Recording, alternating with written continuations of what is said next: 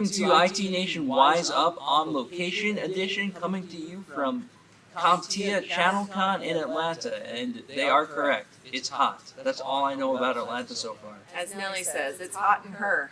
And the Braves are here, so go Mets, of course. So we're Vicki Bruns And Matt Topper? Yeah, and we have a very special guest, actually a few guests that we're going to be hosting today on the podcast. Is this one special or not? He is special mostly because he's lurking somewhere in the background. I think I'm hearing me. Join you guys. Well, hey, Bob. Bob? Hi, everybody. Hi. How are y'all doing? How is everybody? I'm here in Atlanta. This is our best episode yet. Yeah, it's definitely the most unique one. Yes. Bob Coppedge is the CEO for Simplex-IT. And and Bob, tell us a little bit about yourself. Well, no, managed service provider started in 2007. We do both a lot of managed and co-managed services. We do a lot of education. Big believer in essentially sharing. Simplify the complex, it's in the name. A lot of education. Blah, blah, blah. Blah, blah, blah. Blah, blah, okay. Not blah, blah. Blah, blah, blah. All three, okay, I see. And Blahs. you and I have known each other for a few years Yes, now. we have. And you still invited me. And I still which invited just you. tells me that there's So I've known Bob for about 12 hours now, Yeah, and I was wondering why Vicki invited him after those 12 hours. And the thing that I told Matt is that you two are very similar, and just Which scared me after the first meeting. Yeah, well, it kind of proves that she does not like you to a certain degree, but that's okay. I would say that there's a type of dry skepticism a little bit that you both have, but also unique and quirky senses of humor, which I really appreciate. Ever so slight. Ever so slight. But we know each other from obviously the channel, Right? but also we serve on an advisory council for CompTIA Mm-hmm. that is called the Channel Development Advisory Council. Yep. And so that's why we're here. Matt, why are you here at ChannelCon? Seriously. Everyone's wondering that, actually. What are you Being asked doing why here? I'm here. Yeah, we're trying to figure out exactly what kind of what kind of legal thing did you get yourself caught up in that you had to do this? I was forced to. Yeah. The main reason I'm here is I'm part of the Trustmark working group and putting together some of the safeguards and education around Trustmark as that's being developed. Yeah, sure, whatever. I know, I think that's the response we're getting sometimes anyway. No, actually, and actually, it is interesting because we're at Simplex-IT. We are part of the Trustmark process. And all that kind of fun stuff. Yay! No, it is a cool service and product, regardless of what he does. It was, then I came along. Yeah, it really. You can see the dip, and by that I don't mean him. But no, it is one of those where, and that's part of what CompTIA does very, very well, is to essentially kind of align and share resources like Trustmark, so that MSPs can evolve and can move forward, whether it be security or some of the AI stuff that we heard about at the keynote earlier today. Yeah, let's talk about that for a minute. Was that your biggest takeaway from the? It definitely was the CompTIA and CompTIA, and I never know exactly how to describe CompTIA to somebody who's either in the IT industry or not at all. Because they, of course, they're so well known for their certifications, A+, Never+, so on and so forth. And they seem to be really doubling down not only on enhancing some of the existing certifications, but really getting more into both some of the security certifications and bringing out some AI stuff and standardized training and the like, which is absolutely critical because you look at the last three big changes to IT, which would be, of course, big data, security, and AI, and those are three tool sets that most IT people were not trained for. I would agree. And so to have these certifications and some of the I'm not crazy about the capital A+ and lowercase a+, because that's going to work well in search engines. But at least search engines that can search symbols, which is not that many of them anyway. Yeah. So But anyway, I thought the some of the new educational components and some of the career development components. Yeah, the Careers Plus, was Yeah. that what it was called? Yeah. I thought that was neat. What was your take, Matt? I'm going to review Bob's answer because I had to take a phone call during the Oh, keynote okay. and missed it. Mhm. Yeah. So I assume it was excellent. Well, I think what they're trying to do is consolidate and make it a more intuitive career journey. And I think that's why they've created this Careers Plus. And the other thing that I thought was really interesting is that, so Todd Thibodeau is the CEO of CompTIA, and he called out a gentleman on stage whose last name is also Thibodeau, who has over 50 CompTIA certs to his name right now, and they're not related. His business card is rather long. Legal It's more of a- size it's more of a business scroll card. kind of Yeah. thing. Yeah, I was absolutely. really impressed because he reached out to me and connected on LinkedIn before the show, and Paul Thibodeau, that's his name, Paul Okay. Thibodeau. And I thought, oh my goodness, he must be related. He must be part of the Todd Thibodeau family. No, not related at No. all. Just an interesting circumstance. And, there is a certain point where you get to that question of, okay, why? And it's true, because I had, and I did not keep them up to date, so I no longer have as many of them, but I had about 8 or 9 certifications. Yeah. Microsoft and, CompTIA and all that kind of fun stuff. But I feel like I know nothing compared to this guy. Paul, if you're watching this, you are my idol. You raise a good point, though. I have done the same thing in that I've let, as career changes or you do different jobs, you let the ones that aren't relevant anymore lapse and expire. Right? And it's just, that's a lot to keep, especially now that they have CPE credits required on certs. Yes. But and you also have the situation where, quite honestly, I don't deserve them. And what I mean by that is I am not keeping up with the new technology from an operational standpoint, because that's what I have smarter people than me on staff to do that. And you've always heard, Paul, I'm not talking about you. Okay, I want to be very, very clear, because again, you are my idol. Everybody but you. Everybody but you. But no, we've all met the paper certs. Yeah. The people who they got a certification, but they can't actually use the product or the technology in real life. And that's what I would be at this point if I kept up with some of these technologies, with some of these certifications. So that said, my MCSE from 2003 does not expire. So I still am an MCSE from 2003 with Microsoft, and that is my threat to anyone on my technical staff. Whenever they say, hey, we're going to work on something, I'm an MCSE 2003. Do you really want my opinion? Exactly. And the answer is always, there actually is a whiteboard at our office that says things Bob is not allowed to touch. And it lists various Windows is one of technologies. those now? Windows has always been. DNS was the first one added. And we now have Windows, I think server. I don't know if desktop's still an issue, but yeah. So. Back then, MCSE, there were all those jokes about Minesweeper consultant must call someone else, all those. Yep, absolutely. Absolutely. So how many certs do you have, Matt? Most of their security certs now, the ones that I keep current are the ones that are a pain to redo or get CPEs on, CISSP, CISM. All the ISACA and ISD squared stuff is what I keep current. Sorry to CompTIA, all of my CompTIA certs have expired along with Microsoft ones. Oh, shame. I know. That's I know. okay. You guys have a lot more certs than I do, so. But there you go. That's my new goal. Yeah? Get a cert. Yep. Yeah. Oh, a cert. A cert, Just one? maybe. Yeah, I'm not aiming No, for that's true. double digits or anything like that. Paul, you're not in any danger. I'm gonna tell you right From now. any of us. Many of us, absolutely.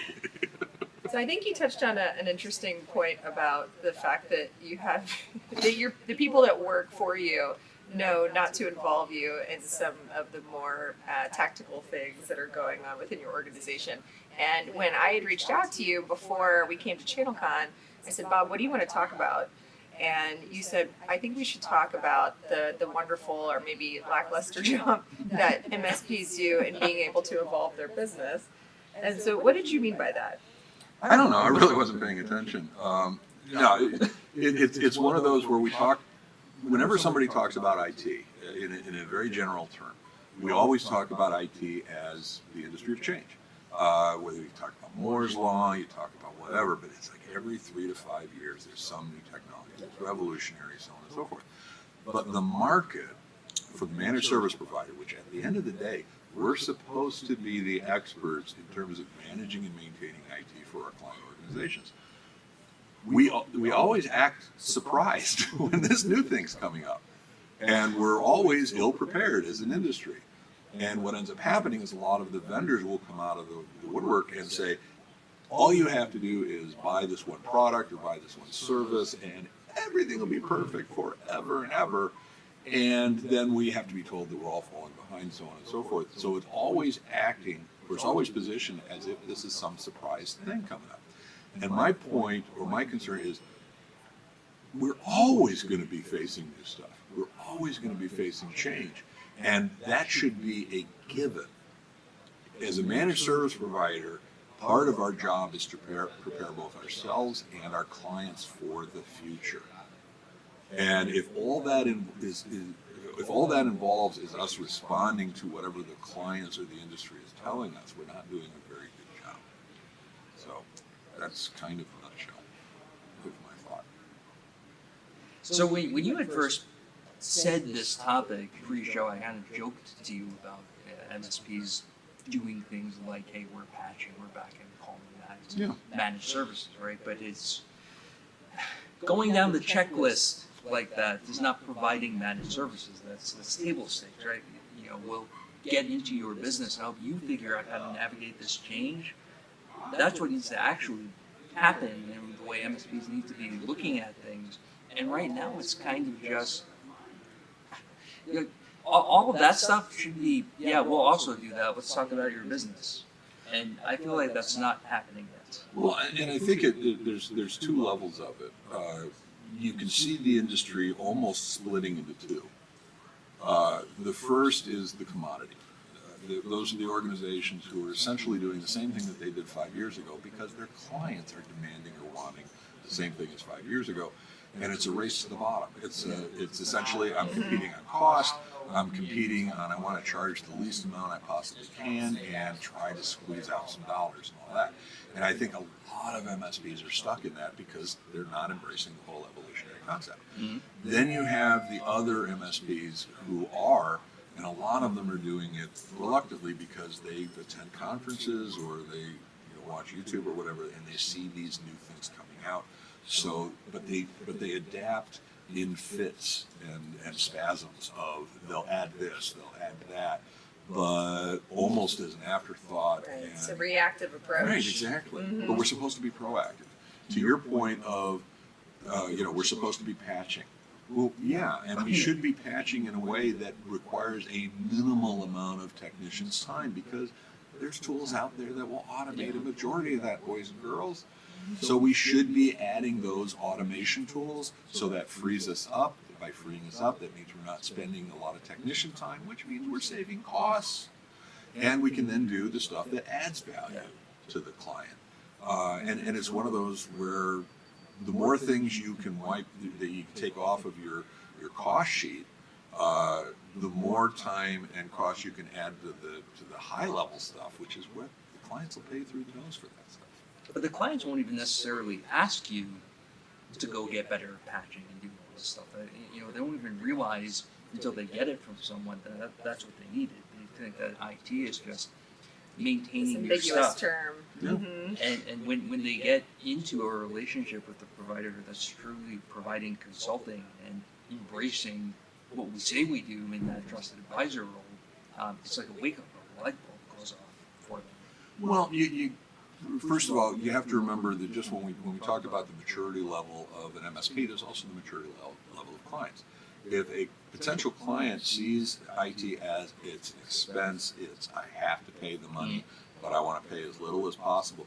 Guess what, boys and girls? You're going to make money from them only by absolute minimal. You know, they're not going to go for things. They're not going to, be proactive. They're not going to, it's bad news in the long run. So those are the clients that you don't want if you can't bring them across. But the client who says, yes, it's an investment, what they do, what your client does in terms of how they provide goods and services to their clients, that's how they make money. Are you making it so that they are able to do that with minimal risk, i.e. security, backups, continuity, blah, blah, blah, and they can increase their productivity, better use of the tools, more training for the end user, so on and so forth. If you can do that, that increases their profitability, and they should be willing to share that with you because you're one of the reasons they can do that better. So give us a real world example of how this is something that your team's been able to accomplish. No. Sorry, that's fine. All right, podcast is over. That's it. No, I mean, it's one of those where you find, there's a couple ways. A couple examples. One would be where a client says, hey, we've got a problem doing X, Y, Z. We had one client that would set up temporary construction sites or temporary sites, this, that, and the other thing, and they had a very manual way of doing it that required infrastructure being set up and people then using flash drives to store data and move back and forth. Cool.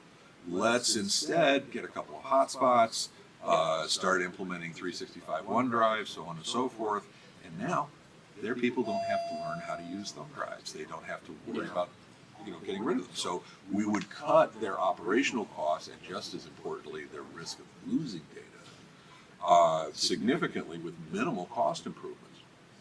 That would be one example. Another example would be where you find out that office person XYZ spends a huge amount of time manually sorting records or information. This is something that, in this particular case, all we did was we basically created some Excel sheets so that they could just do things from that aspect. But this is where AI is going to be really great down the road as far as facilitating that type of activity. The problem is that not all clients realize where their money's being wasted, where their risks are, and part of the MSP's job is to look for those opportunities and bring them to their attention. And if you do that, and you also say, hey, here's a way we can improve things, that's stickiness. That's where they're going to say, wow, I pay you $5,000 a month, but you just saved me, an additional $3,000 a month because I don't have to have this person on staff to do this stuff anymore. Wow, this is fantastic. What else can you do? So we always talk about almost from an ivory tower perspective, right? The majority of MSPs is seeking out mature clients. Is there a profitable business model around low maturity clients at all? Why would I care? No, and I almost mean this seriously. Is the juice worth the squeeze? It's a question. Absolutely. And here's the thing. It depends on, so if you're an MSP and you're basically an MSP who has relatively recently started your operations and you are a converted tech. So now you're a business owner and you're a tech who has never done a strategic CIO type role, all that. It's going to be hard at this point in your career to actually be that fully mature MSP. Okay? Don't pretend to be. All right? So to that point, that person may be forced temporarily to go to those clients, and they hopefully should be able to price their services out and make sure you're making money, because I'm going to open up a store, I'm going to sell $20 bills for $19. My sales It's going to become a liquidation sale, yeah. Absolutely. And the same thing is true because starting off MSPs, you only have a finite amount of time. Yeah. All right? And if you waste that time, you use your time chasing the dollars, you're gonna fail. But you have to start out that way and then work towards improving your model, improving your understanding, improving your approach, and in some cases your clients will mature with you. Yeah. Okay? In some cases, they won't, and you're going to get to a point where you have to start losing those clients because you want to make room for the clients who will recognize your newfound values and will recognize and be willing to pay through the nose for it. It's a nice way to say that. Top grading. Yeah. That's what it is.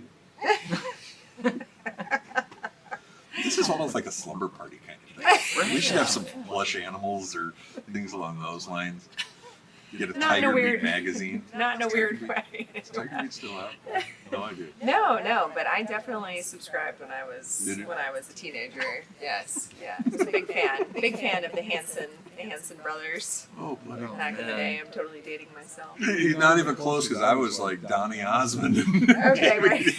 That said, I was not a Tiger Beat subscriber, but my sister, who was 3 years older than me, was. You know, I think this is probably the same for anyone, but when you get to a point where you're going to a show that recognizes that band being around for 25 years or Yep. more, then you're like, oh, okay, well, folks, middle age. Are they on the oldies station yet? What? Are they on the oldies station yet? No. I am waiting for the day that when Gin and Juice from Snoop Dogg is on the oldie station now. And it will come in our lifetime. Well, growing up in Cleveland, the station that was and supposedly still is the rock and roll station and all that, and half their ads are for ARP. Oh. Yeah, hard rock and life. Hey, are you nearing retirement and need questions answered? They're on your recognizing their Medicaid? demographic. Exactly. And I'm like, oh, they're talking to all those old people. Oh, wait. Hey, but like CompTIA, AARP has great benefits. There you go. Absolutely. Oh, pickleball. So let's talk a little bit about the future of what this MSP industry looks like. I know that this is always a difficult question to talk about because we are not soothsayers. We're not people that can look at their crystal ball and say, this is where it's headed. But what are your thoughts? Are you optimistic? Are you cautiously optimistic? It's a horrible question. Okay, and you know me, the subtlety, not my thing. First of all, the MSP is a fictional concept. Okay, there is no formal definition of what an MSP is, not one that would stand up from a legal standpoint. And don't get me started about MSSPs. Seriously. The challenge is that right now, when you talk about a company wants to consume goods and services in order to perform IT stuff, there are numerous ways they can purchase subscriptions. They can purchase through just a value-added reseller. They can do internal IT. They can do an MSP. They can do co-managed IT. And it's almost always going to be a combination of those things. I do think that the MSP model will still be around. I do think it is going to become more and more fractionalized and more hybridized. So you're going to see, and especially in the medium-sized, the larger markets, larger organizations, it is becoming where, and you know, I mean, co-managed. Right. Well, it's already kind of becoming like that, right? Absolutely. And it's going to continue happening, and it's going to happen to smaller and smaller companies. So the MSPs who are able to essentially consistently manage their product and their profit margins, all right, because at the end of the day, the managed service provider business model is scale and control costs, all right? Do what you do and do it consistently. And if you're going to do that, it works best if there isn't an internal IT component, unless you've got a formalized program in order to do the co-manage. And you have more and more of the traditional MSP services, the patchings, some of the bottom feeder The stuff. absolute basic stuff. Yeah, that is going to become more and more part of the 365 solutions. Yes. So that's going to become more and more just delivered by the subscription automatically. And you've got vendors such as Kaseya. Kaseya is not primarily an MSP vendor. They also sell directly to IT, and I think that's going to increase happening with all of the vendors, or a majority of the vendors. And so we're going to have to become more and more focused from an industry standpoint, both in terms of what is our value proposition, and we stink at that. And also, And to reevaluate that proposition, right? Because All it the sounds time. like, yeah. Well, right, the Yeah. value prop is not going to be in the future. We keep your stuff patched and back up because Yeah. Microsoft can do that now. Absolutely. Yeah. So what is that value? And it has to be, and the vendors have to do a better job in communicating to us how to communicate the value to the client. Yes. You know, and ConnectWise has to be incentivized to keep selling to the MSP instead of selling to the end client. Because if we're not adding value to the product stack, why keep selling to us? You know, so it's one of those where when we talk about, people talk about the wonderful future of the MSP. I agree, but only the MSPs who are going to take advantage of the future. If you're stuck in the past, good luck with the small business server thing. One of the things that was sticking out in my mind when you were talking about the stories earlier of the reactive state that a lot of these MSPs are in now is that you're digging down to the why. Like, what if you're looking at a process in a request that a client is asking for, maybe instead of just going to do it, maybe taking a step back and thinking, is this the right thing to do and the right approach? And that should be that hopefully has been the MO from the beginning, right? How many Right. times has a client come in and ask something and you, the solution architect or even engineer, said, you don't actually want that. That's adorable. But it gets back to that proactive versus reactive. One of the terms that I'm using more and more is resilient IT. And the reason being is because more and more countries are using the term resilient economics from the standpoint of prior to 2015, IT was about productivity. IT was about we want to do things more, we want to do stuff faster, we want to run these programs, we want to do whatever. Security, it's not that big a deal. Okay. Now we're in this, oh my God, security.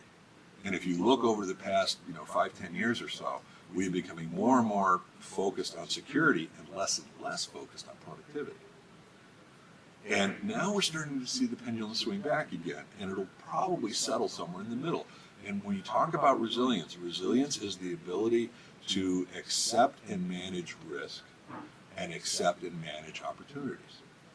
And so from the MSP standpoint, getting to your point eventually, is that when someone basically says we have this possible need for change, we need to be able to facilitate that discussion in their defense or to their advantage. So we can essentially say, okay, here's what you're trying to accomplish. This is why you're trying to accomplish it. What about if we do this? What if we do that? Or you're looking to do that. This is going to create these additional risks. Are you willing to accept those risks, or how can we mitigate it? So to be that proactive, responsive party who still has their best interest in mind, and to do so in a way that the client can go, boy, it's a good thing you're here. Yeah. So I know we only have a few minutes left, Bob, and the question that we always like to end our show with is what, Matt? So there's one final question, and that Did he just give out almost a sad sigh? I'm Because we so could talk sad. about We this could talk about this forever. for hours. No. We might once Vicky leaves. Ooh. All right, see you later.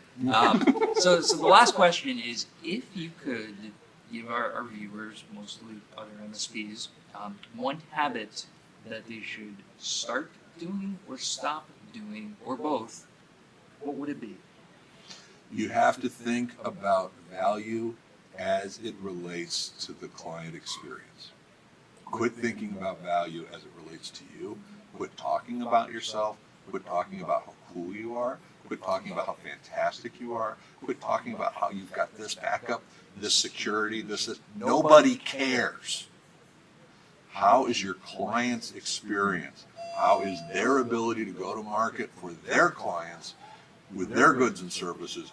Is that going to be improved and their risks controlled and their opportunities be able to be implemented because of the relationship with you? Well said. Well Bob. said. Agreed. Well, thanks for joining us on this special edition coming to you from ChannelCon 2024, IT Nation Wise Up, the podcast that skips the sales pitch. And this was not a sales pitch. This was There's some no great sales stuff. Delivers real value. That's the promise. Well, real-ish value. Insert your own adjective. For real. Make up your own mind. There you go.